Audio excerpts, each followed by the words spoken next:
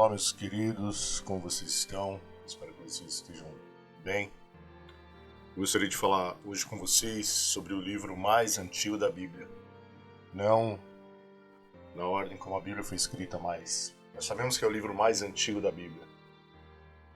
Esse livro ele é atribuído a Moisés como autor. Ele fala sobre Jó. Acredito que vocês já ouviram falar sobre Jó. Jó é uma figura interessantíssima da Bíblia. Se vocês não conhecem, leiam o livro de Jó. Lá em Jó, no capítulo 1, está escrito o seguinte, ali no versículo 6. Satanás põe em dúvida a sinceridade de Jó. Chegou o dia em que os servidores celestiais vieram apresentar-se diante de Deus, o Senhor. E no meio deles veio também Satanás. O Senhor perguntou, de onde você vem vindo? Satanás respondeu, estou dando uma volta pela terra, passeando por aqui e por ali. Aí o Senhor disse, você notou meu servo Jó? No mundo inteiro não há ninguém tão bom e honesto como ele. Ele me teme e procura não fazer nada que seja errado.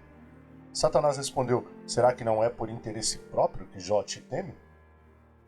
Tu não deixas que nenhum mal aconteça a ele, a sua família e a tudo que ele tem.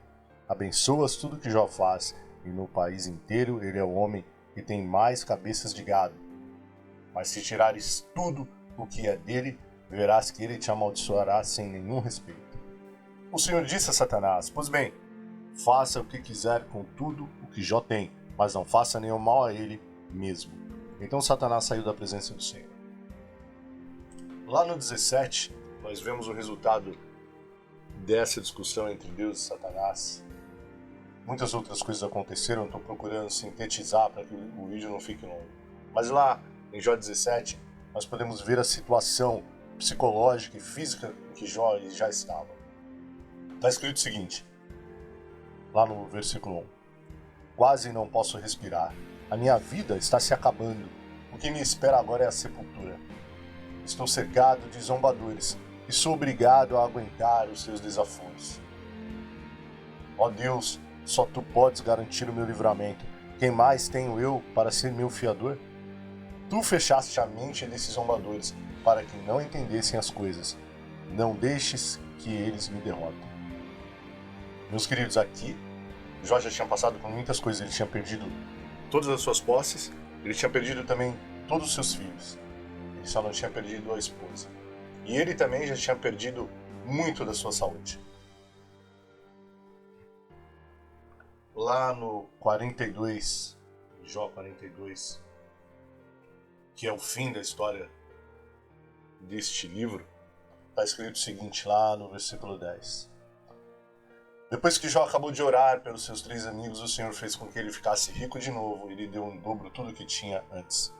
Todos os seus irmãos e irmãs e todos os seus amigos foram visitá-lo e tomaram parte num banquete na casa dele. Falaram de como estavam tristes pelo que lhe havia acontecido e o consolaram por todas as desgraças que o Senhor havia feito cair sobre ele. E cada um lhe deu dinheiro e um anel de ouro. O Senhor abençoou a última parte da vida de Jó mais do que a primeira.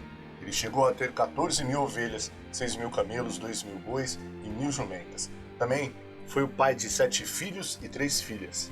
A primeira deu o nome de Gemima, a segunda chamou de Cássia e a terceira de Querem e Rapô. No mundo inteiro não havia mulheres tão lindas como as filhas de Jó. E o pai as fez herdeiras dos seus bens, junto com seus irmãos. Depois disso, Jó ainda viveu 140 anos, o bastante para ver netos e bisnetos, e morreu bem velho. Só até aqui, meus queridos. Primeira coisa que eu quero deixar muito clara para vocês é que existe uma guerra espiritual. E sim, existe um acusador. E esse acusador, ele acusa vocês de dia e de noite. Mas existe um Deus justo. E vejam, Jó passou por coisas terríveis. E Jó ele foi responsável por provar para muita gente que Deus ele é justo. E que ele permite algumas coisas nas nossas vidas, mas ele tem propósito nisso. Nosso Deus ele não é um Deus sádico. Ele simplesmente quer que nós o conheçamos, como Jó mesmo disse, e vocês podem ler isso no livro de Jó, como não por ouvir falar, mas pelas experiências que ele teve com Deus. E os amigos de Jó, eles acusaram Jó, e eles disseram que Jó estava passando por tudo aquilo, e que Jó tinha passado por tudo aquilo, ter pedido suas posses, sua saúde, porque provavelmente ele estava em erro e em falta com Deus. Então, meus queridos, eu tenho algo a dizer para vocês. Vocês não precisam focar no que as pessoas pensam ou acham a respeito de vocês. O que vocês precisam ter em mente é o que Deus pensa a respeito de vocês. Como eu disse antes, o nosso Deus ele não é sádico, mas ele espera, ele deseja que nós cresçamos na presença dele. Sim, às vezes nós seremos acusados de estarmos em erro, de estarmos em falta. Mas nós não devemos olhar para o que outras pessoas simplesmente falam a nosso respeito. Nós devemos primeiro buscar do Senhor como Jó fez, para que nós venhamos a entender o porquê nós passamos por certas situações nessa vida. Eu não estou querendo dizer para vocês também que se vocês errarem, vocês não vão pagar preço, porque já existe todo um sistema de coisas. E a Bíblia ela é muito clara em dizer que o salário do pecado é a morte. Então, se nós vivemos em pecado, nós teremos resultados horríveis. E essa morte não é a morte humana, mas é a morte espiritual, a morte eterna. É nós deixarmos de entrar na vida eterna. Talvez vocês já estejam cansados, já estejam desanimados, e estejam se perguntando onde está Deus, onde está o Espírito Santo, onde está Jesus, será que ele não está vendo? Nós vemos a angústia naquilo que Jó mesmo declara em seu livro. Nós vemos que ele já estava angustiado e cansado. Mas nós vemos, meus queridos, no fim da história, nós vemos que Deus ele se lembra de Jó. Ele não só se lembra de Jó, como ele também não permite que Jó seja justo, porque ele disse para o diabo lá em Jó, no capítulo 1, que não existia ninguém como Jó, que Jó era justo, e Jó procurava viver de forma tal que agradasse ao Senhor. Então, meus queridos, Deus ele sabe quem vocês são. E eu quero dizer para vocês o seguinte, que Deus ele tem tudo na mente, ele tem tudo na memória dele.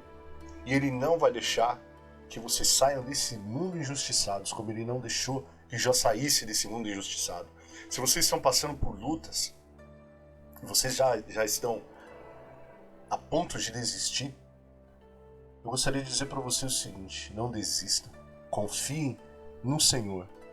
Confiem naquilo que Deus ele ainda pode fazer na vida de vocês. Vejam, lá no 12 está escrito que o Senhor abençoou a última parte da vida de Jó mais do que a primeira.